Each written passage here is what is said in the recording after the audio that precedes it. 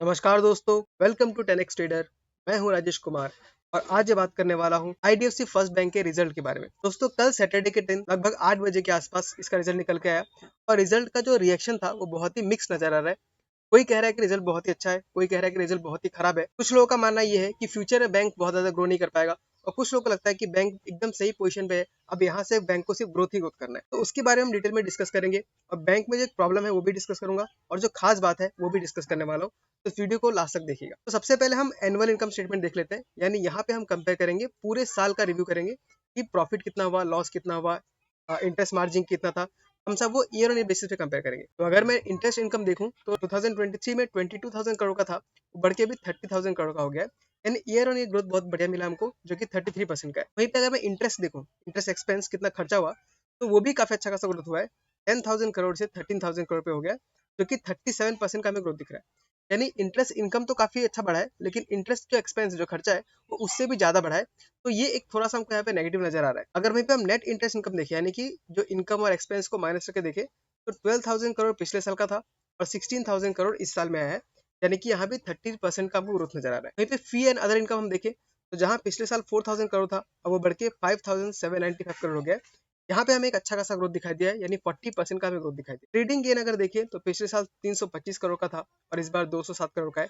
यहाँ पे हमको 36% का डाउनफॉल दिख रहा है, क्योंकि पिछली बार पिछले साल कंपनी ने येस बैंक में जो ट्रेड लिया था उससे कुछ अच्छा खासा प्रॉफिट हुआ था, लेकिन इस बार वैसा कुछ सिचुएशन नहीं है। तो यहाँ पे हमको डी ग्रोथ नजर आ रहा है।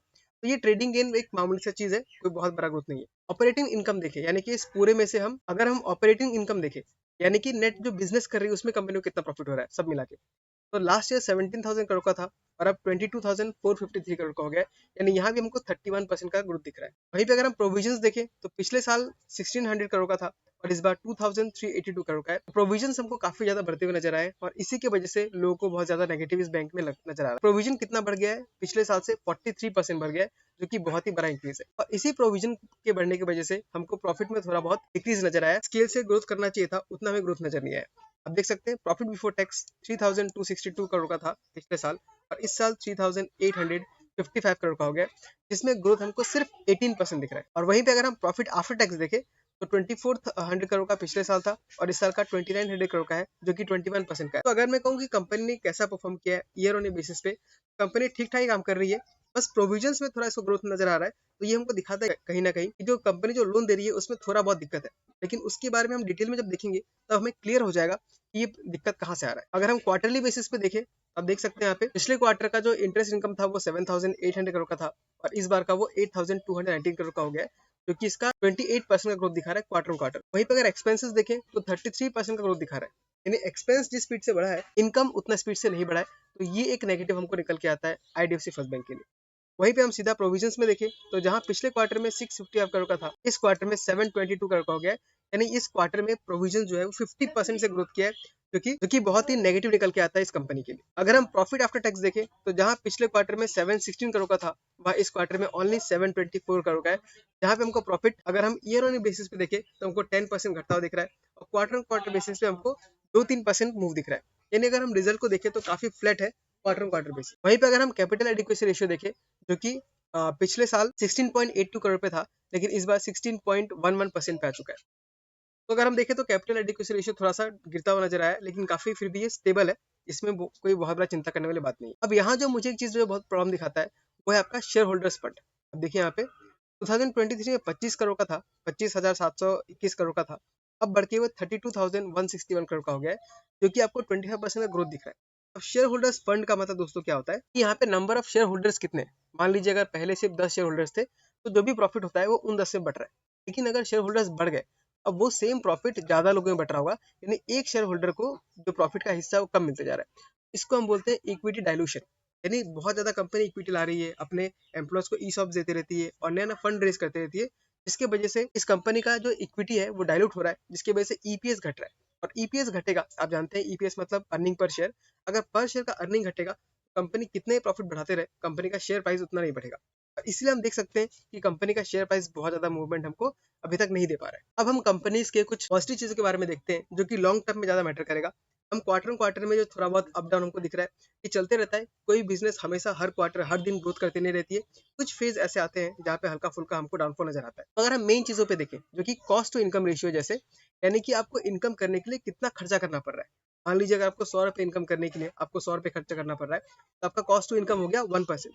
लेकिन मान लीजिए अगर आपको कॉस्ट टू इनकम आपको 1000 रुपये इनकम करने के लिए अगर आपको 5000 रुपये का देना पड़ रहा है, तो आपका कॉस्ट टू इनकम रेशियो हो गया 5 टाइम्स।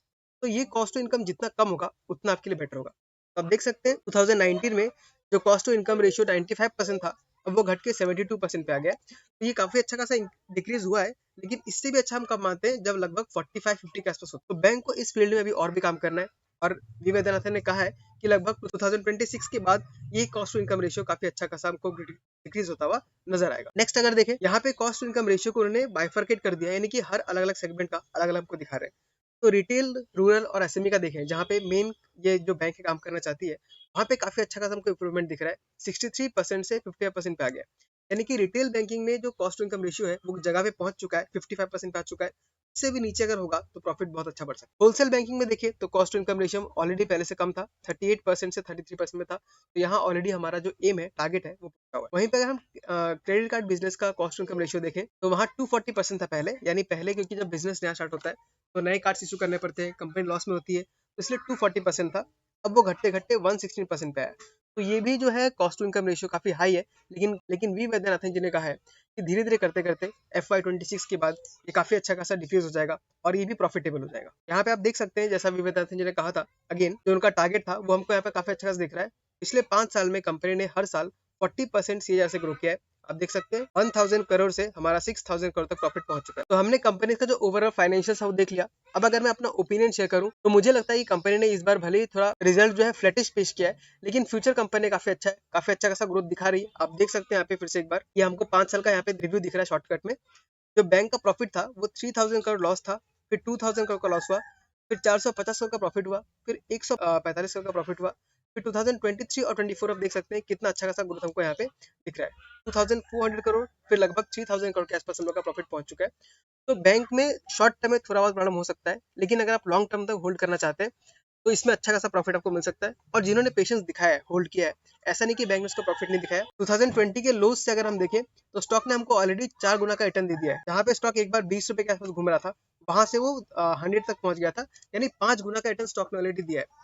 तो जो आदमी स्टॉक को उसके बुरे टाइम पे होल्ड करता है उसी को अच्छा खासा प्रॉफिट मिल सकता है। तो अगर आपके कंपनी में आपने अच्छा रिसर्च किया है, आपको भरोसा है, तो होल्ड करना चाहिए, यहाँ अच्छा खासा प्रॉफिट मिल सकता है। तो ठीक है दोस्तों, ये था मेरा एनालिसिस IDFC फर्स्ट बैंक के ऊपर। आपको क्या लगता है आप कमेंट करके बताइए। और अगर आपको ये वीडियो अच्छा लगा तो इसको लाइक कर दीजिए, और हो सके तो चैनल को सब्सक्राइब भी कर दीजिएगा, क्योंकि ऐसे वीडियोस मैं टाइम टाइम लेके आते रहता हूँ। मिलता हूँ अगले वीडियो में किसी अगले स्टॉक के साथ। तब तक के लिए tata, bye bye, take care.